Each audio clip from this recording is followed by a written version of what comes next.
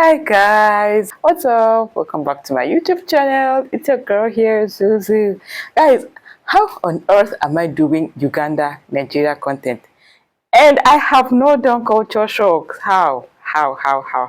So today I said, let me come and let's talk about culture shocks. Nigeria and Uganda culture shocks. Like I'm originally Ugandan, but I've lived here for the better part of my life. So yeah, let us do culture shocks today. Let us talk culture shocks. Like, what is it that has shocked me about Nigerians? Do you understand? And let's just dig right into it anyway, because I feel like it's going to be interesting today.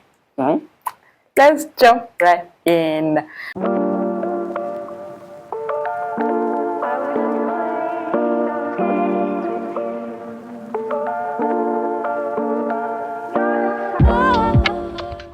Right. I have a list here as usual. I just wrote down a few things. Obviously, it's not everything I'm going to talk about. Like, I'll miss out a lot of things, but let me just talk about a few things, right? So without further ado, let's get right into the video. Number one, I don't even have to look at my notes here to see what I have as number one, because I already know what number one is. Number one is the spicy food. Spicy food. Hey, pepper in this country is like, they eat pepper like they're drinking pure water.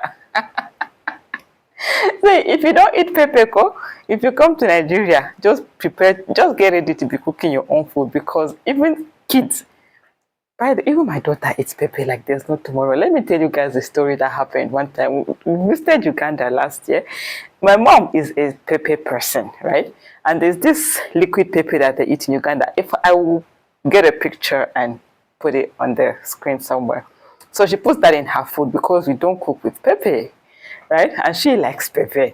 So my daughter then was 1 year and I think 4 months or so when we visited. So we my mom put pepper in her food as usual, because that's what she does, for her to enjoy the food.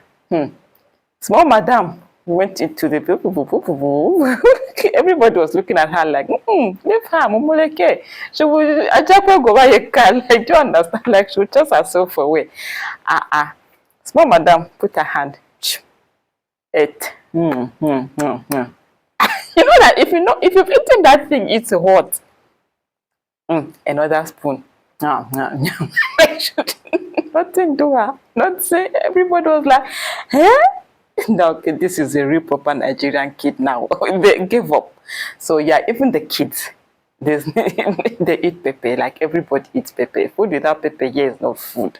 That is it. And like in Uganda, I don't know. They just put some little pieces like on the table. If you go to restaurants and stuff like that, you'll see a few pieces. I've done a video about Uganda and Nigerian food, by the way. So if you don't watch that video, please, it's among the first videos I did on this channel. So yeah, pepper. Number one culture shock. But I actually eat the pepper. It's not like it's a problem for me. I actually do eat pepper, because anyway, I'm more or less a Nigerian now. So pepper ain't got nothing on me, right? Okay, let's go on to the second culture shock. Let me check. What do I have here? Street food. Right, Uganda Nigerian street food is very different. Uganda, in the evenings, or like, okay, let's talk evenings. You know, when you're going back home from work and everything, from school, on the streets, you're going to see them making chips, chicken, sausage, chips, chicken, chips, sausage, chapati, Rolex, Chikomando. You know, that's like our street food, and it's nice actually. It's okay. It's not bad at all. It's nice. It's okay. You know, university kids and all that. You know, if we're bachelors, that's their food. That's like what they live on, right? And it's actually not bad. It's okay. Nigerian street food, especially suya, guys. I think suya is overrated, though. Please correct me if I'm wrong. Oh, I don't know. That is my own opinion. I really think that suya is overrated, like, to be honest. Like, I can go a whole year without even eating suya. I'm like that unbothered about suya, but suya here is crazy. With masa, suya with masa, with yaji. Yaji is another thing I don't like, by the way. So imagine suya and yaji. I ate suya a few days ago because there was 2 birthdays in a row at the office and they bought suya 2 days in a row. But before those two, that yesterday and day before yesterday, I can confidently tell you that I don't think I have eaten suya this year. And this is now August. So yeah, I'm really not a big fan of suya. But yeah, Nigeria street food, suya, #1. Ooh, then what else do I have here? Yeah, corn. Ah, I've never seen people eat corn like Nigerians. So the people that sell corn are supposed to be very rich in this country because Nigerians love corn. So yeah, those are some of the things I think in the evenings that really sell. Corn, suya, masa. Then Uganda is, Rolex, and then chips and chicken, chips, sausage. Sweet mouth people, don't mind them. Right, moving on to #3. Let me see. This list is actually interesting, my own opinion. #3, we have rent. Tell me why Nigerians pay rent, a year's rent. Like you pay rent for the year. In fact, some people ask for rent for 2 years. 2 years rent. Like how? No, it has its advantages and disadvantages though, to be honest. Like, you pay the rent and forget, especially if you're paying for 2 years. You understand? You pay and forget. You forget about rent. Unlike in Uganda and most other countries. In fact, Nigeria is the only country that I know that pays rent for a full year. Even 2 years, say, for some people.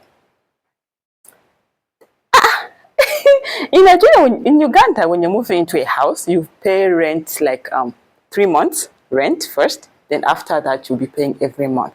But here, you pay from that first time before you move in, you pay a full year's rent. On top of that, there's agent fee. On top of that, there's legal fee. We ain't got nothing like legal fee. I mean, what is it? Do we even have agent fee in Uganda? I'm not even sure about that too. But of course, we do not have no legal fee. When you pay rent, full stop. All these other extra things, before you know it, the rent is a very... The actual rent and the actual thing you finally pay there's a big difference, and it's because of those small little things, service charge, what service fee. So yeah, this rent for a year is crazy. It's something up till today I still don't understand. And like I said, I think Nigeria is the only country that pays rent for a year. When I was house hunting sometime like 2 years ago, because I'm in my house almost 2 years now, I wanted a house that I know I could stay for like a whole year until the rent expires. Like I will be comfortable at least for a full. So I did not want to settle for anything less. Do you understand? In Uganda, at least after your 3 months rent, you can just up and go look for another place. But now this 1 year rent that you pay, it will tie you down. You're not going nowhere. If there's a problem with the house, you stop with it. If it's 2 years you paid for, you stop with it. Unless maybe some people don't mind, they have their money, so yeah, they will still move anyway. No caring about whether they paid 1 year or 2 years rent. You understand? So yeah, rent, full year's rent. If you're coming to Nigeria, prepare to pay full year's rent. Don't tell you push not I did not tell you, because I am telling you. Okay, that's what I have on my list for #4. We're going to #4 now. Go. Okay, boda and okadas. Oh yeah. Here I'm gonna talk about 3 things. Yeah, the sitting position. #1. boda okadas. Okay, in Uganda they're called boda. In Uganda they're called okada, right? Motorbikes. Good. I'm happy with what Abuja has done with their motorbike policy, blah blah blah. You're not seeing motorbikes like that anymore. Unless maybe on the outskirts, like, Bari and Mararaba and all those places, yes, you see bikes. But in Abuja Central, like, Gariki and what, for you to see bike, maybe these dispatch riders and, the delivery guys and stuff are the ones that are now moving with bikes in the city, inside town. Now, where they actually do ride bikes or where bikes are allowed, the one thing that I still don't understand is the way Okay, no, I understand it now because the one is the one for Uganda that I don't understand. The way the women sit. First time, of course, I was shocked, and that was a long time ago because I've lived here a very long time. First time, I saw women sitting on bikes, like it just astride, like men. Uganda, nothing like that. Okay, these days, actually, Uganda women have also started sitting like that on top of bikes, on the machines, on the Okadas. But before, there's a way they sit on the side like this. Very modest, very ladylike, very nice. Do you understand? But the first time, I think I sat on a bike once or twice like that, but I was shaking, like literally shaking. I don't think I'll ever sit on the bike like that again. I don't care.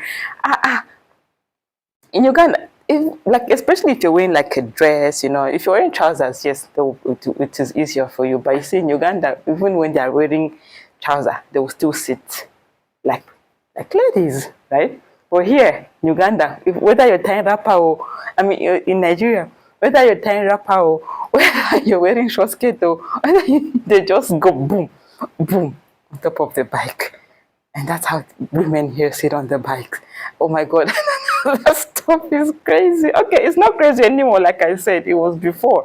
And I'm sure any Ugandan that comes here and sees them sitting on bikes like that will be like, ah. Then the other thing is, oh my God, they use bikes in Uganda for almost everything. I'm sure very soon, Ugandans, when they're moving from one house to another, they'll start using bike because they use it as school bus. You see a bike will go and pick up kids from school. Like somebody will put their 3, 4, 5 kids on one bike. They'll pick them up in the morning, take them to school, go pick them up from school, take them back home. Like that is a dedicated bike person, not just anyone. Normally it's a dedicated bike person. So they know when to come in the morning to pick the kids and when to go pick the kids up from school. I've seen people like Merua with jerry cans of water bike. I've seen this picture my dad sent me once. Was it a GP tank or something, like a water tank or something? It was a very huge one. It was on the bike. Guys, as I was filming, NEPA took light though. I've had to change positions. Anyway, I've changed positions now and let me see. Let's take up from here. Where was I? I was talking about the bodas. Like they use bodas for everything in Uganda. Everything. School kids going back to school, they will have their mattress, their jerrycan, their bucket, their everything on the bike. Hi God. Okay, now I think this will be the last one I'll be talking about. I'll be talking about the taxis. Yeah, the taxis. In Uganda, they have these white taxis, like mini buses with the blue, this thing. That is the commercial taxis, normal commercial taxis, right? And usually they sit 3 per row. And it's all comfortable, right? Like, it's comfortable. You go to your from A to B. Comfortable, you pay your fare and everything comfortably. But you see in this Nigeria, I'm sure they have those mini buses in Lagos. I've seen them in Lagos. I know they use them in Kaduna too. The yellow Lagos ones. Then I know they use them in Kaduna too. But in Abuja, they use the mini saloon cars for taxis. Saloon cars are supposed to carry 3 people at the back.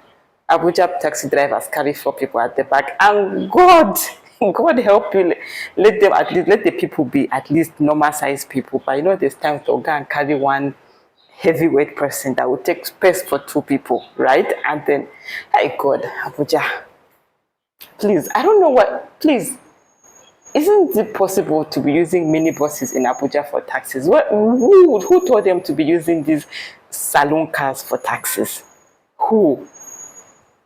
Anyway, that was one culture shock for Abuja taxis, right? In Uganda, we use the normal mini buses, which are okay, and then everybody sits comfortable, apart from the row at the front, the Kameme side, where maybe the conductor will squeeze with them. Otherwise, everybody's nice and comfortable.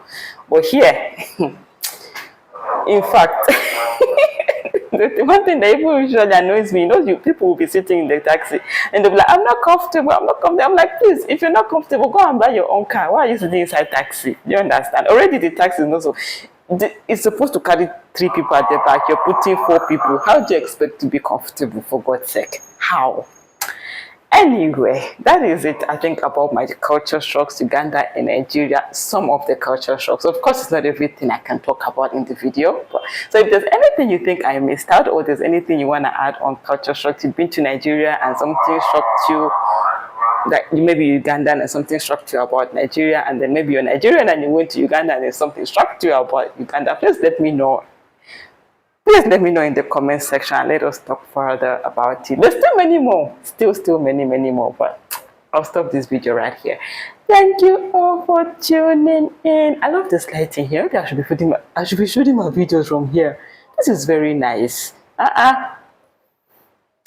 Thank you guys for watching. I'll see you in my next one. Bye.